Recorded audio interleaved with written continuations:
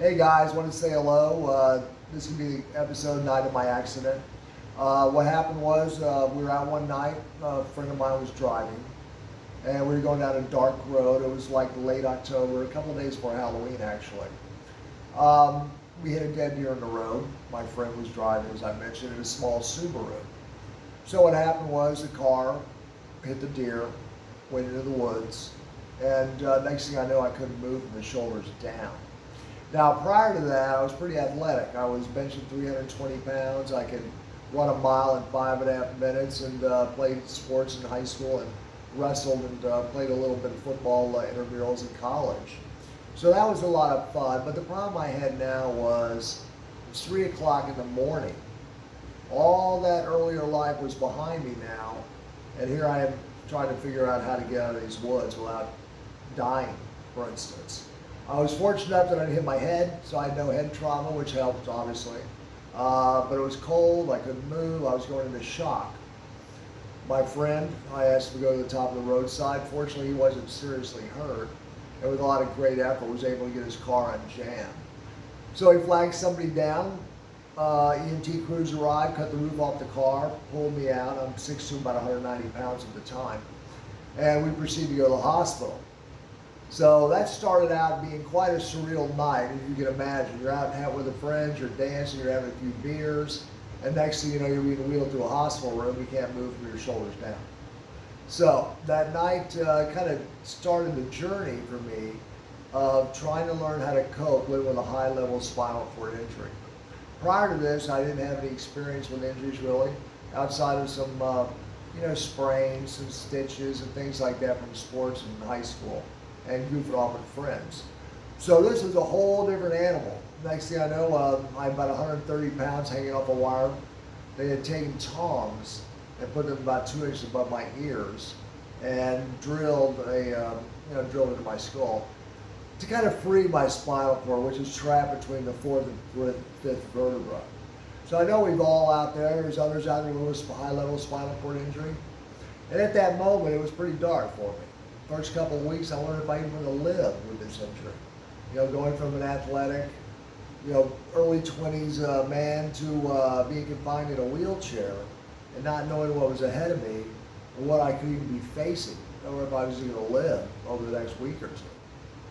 So after about 4 days, after they were able to successfully get the spinal cord free from the broken vertebra in my neck, of course they did an operation.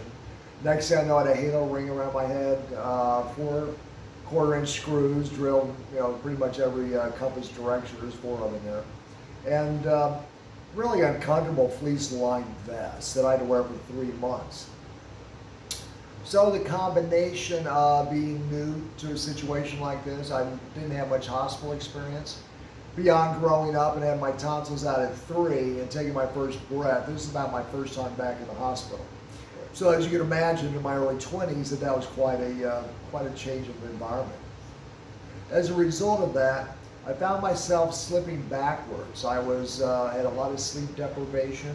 I didn't really trust the doctors or what was being done to me. I wasn't sure, what they wanted to do next. So about 3 to 4 weeks in, I started hallucinating. And what I mean by hallucinating, it was kind of a factor of several. One, of course, was sleep deprivation. One was the intense pain, and I, by the way, didn't have any painkillers or was even offering me the whole time. And probably the third thing that was that when an injury like this, what you find is that your temperature will spike up to about 103 or 4 every night for like the first month of the injury. So, about 7 o'clock, I would feel my temperature starting to rise, and what the nurses would do, they would come in and pack my body in ice bags. So they put about 25, and they replaced them every 2 hours, the chemical ice bags, and they would lay an ice blanket on top of me to keep down the temperatures. So at that juncture one night, I was slipping, losing control. Those hallucinations I mentioned were happening pretty much during the day, or if I dozed off, I would find myself waking up, doing a couple of somersaults in my bed in my mind, seeing the clock on the wall spin backwards, just very kind of horrifying, frightening events. And I was losing the last vestige I had some control over. That was my mind. So one night, for whatever reason, it became my first exposure, really, to using creative imagery and hypnosis on myself. When 8 nurses filed out after replacing the bags, one night, for basically any reason I can't quantify, I was able to see myself in the train. And I was racing out of Philadelphia, where I was from, and heading toward the West Coast. And as I was going across this train, I'd find myself looking down at this huge map of the United States. And I noticed that the train's wheels were matching the speed of my spinning mind. So what I found was if I could control the speed of those wheels, slow them down before I went across country all the way to California, and one of the game parameters or goals was to be able to stop that train before it got to San Francisco, that I'd be able to regain control of my mind again. So I looked at my situation, the nurses were gone, I could see myself looking down at this map, and the train coming out of Philadelphia was almost like a rocket sled on wheels. This thing was blazing out of there, and I thought, wow, isn't that something? It's symbolizing the spinning of my mind by this train going so fast. So it was my first real exposure to meditation. I'd never taken the time out before to meditate. I was always on the go, and just didn't sit still or sleep a lot. I was just too active. So this was my first time to really have exposure to that. And what was interesting about that whole experience was that as the train came down, I found the more I concentrated and put my focus on slowing those wheels down, the slower my mind started coming as well.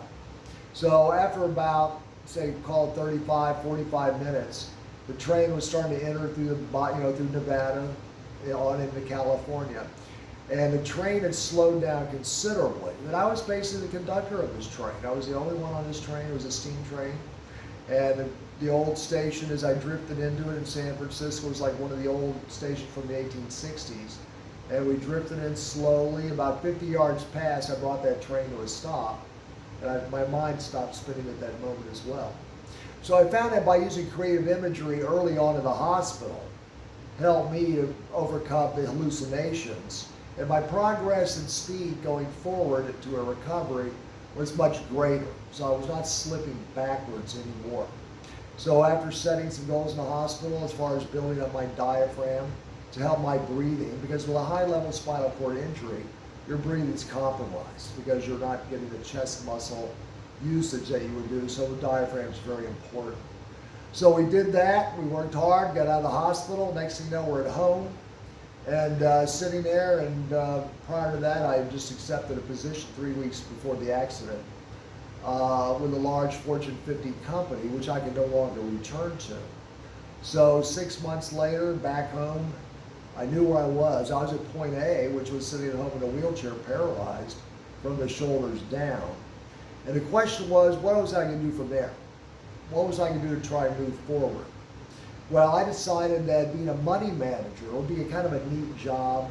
It would be always changing. I knew myself well enough that if I did not get a job that was constantly moving, like the markets do, then I'd probably get bored easily. So I decided to get a job, and I set goals. That's what the next episode will be about, is setting goals to move from where you first come home again, healthy, let's say at least stabilized, and where can we go from our point A, our home environment. Thanks so much, and look forward to it. Leave your comments. Don't forget davidrippey.com, and let me know what you think. Thank you.